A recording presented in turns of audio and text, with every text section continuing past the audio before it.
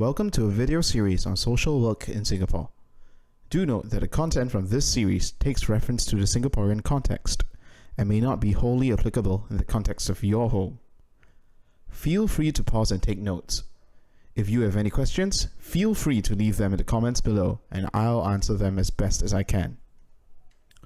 In today's video, we will be covering key methods of social work practice in Singapore. There are other variants of the above domains, but these are the key forms of social work practice locally. Casework, or individual work as it is sometimes known, refers to the practice of directly working with the client as the focus of attention. Casework strongly considers how the individual relates to his or her environment, and interventions are often pitched directly at the client. The adjustment and development of a client to cope with the problems of daily living is a key focus of social services. Most Singaporean agencies practice casework in some form, wherein workers may seek to help develop coping skills, source and apply for grants, or seek for aid from community partners. Workers assess client needs and mobilize existing resources and opportunities to help solve issues. Take, for example, an underprivileged elderly man who has recently developed some form of mobility impairment. Let's say this man now needs a walking aid, but has no means to afford it. A worker tending to his case could either help him apply for a mobility fund from a government source, or the worker could source for donations of a walking aid from the community instead. Casework is a key segment of social work and will be discussed in greater detail in a future video.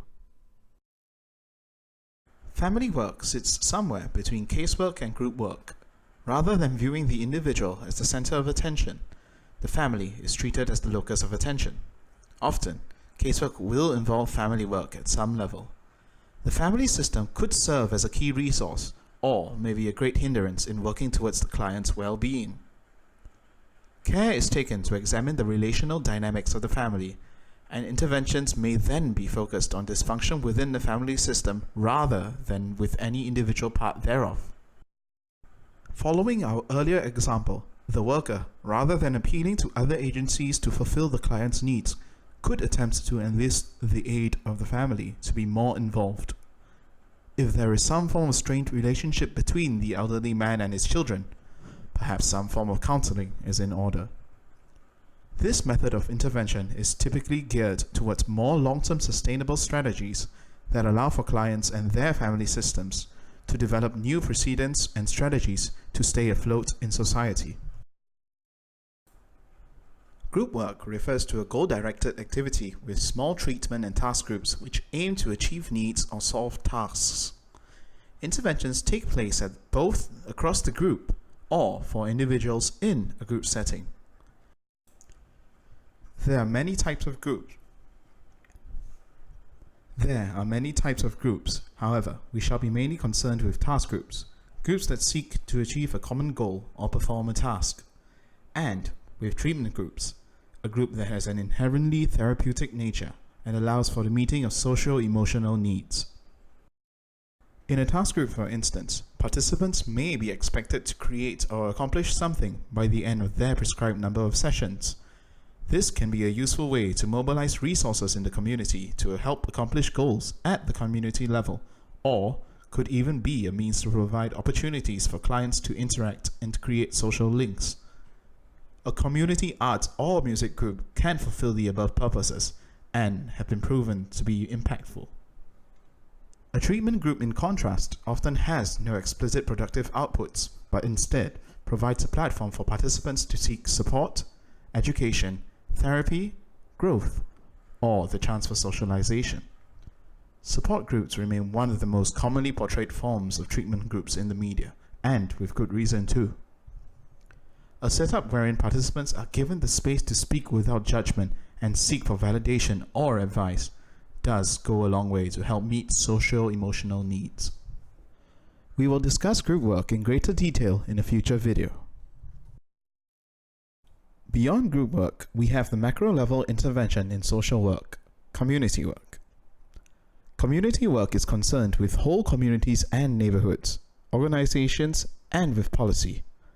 Community work aims to bring planned change in these domains through the development of capacity and response to events and issues that do affect these communities.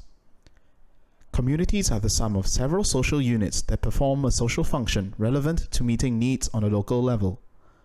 There are many ways to define a community, be it geographical, functional, or otherwise. In working with a community, workers seek to change existing conditions in a way that positively impacts those bound within the community, or alternatively, seek to better mobilize assets that already exist in the community. Take, for instance, a neighborhood which has several disused spaces among public housing void decks. A worker could appeal to the relevant authorities to use those spaces for tuition programs for the underprivileged, rather than leaving them empty. In addition, the worker could appeal to nearby community partners to source for materials to conduct said tuition classes. Approaches like these create a sustainable impact without the need for much resource to be recruited from outside the community itself. The principles of such an intervention are commonly termed as asset-based community development and will be covered another time as well. In working with clients, it is evident that work within any key domain in social work does have impacts across all other dimensions. We can say that these key methods are interrelated, and social services must function at all these levels to effectively serve clients. Workers mustn't be afraid to explore larger-scale interventions when dealing with a single client, or individual work when working in a community setting. In future videos, we will examine these practices of social work in relation to key social work theories. In this video, we've talked about some of the key models of intervention in social work.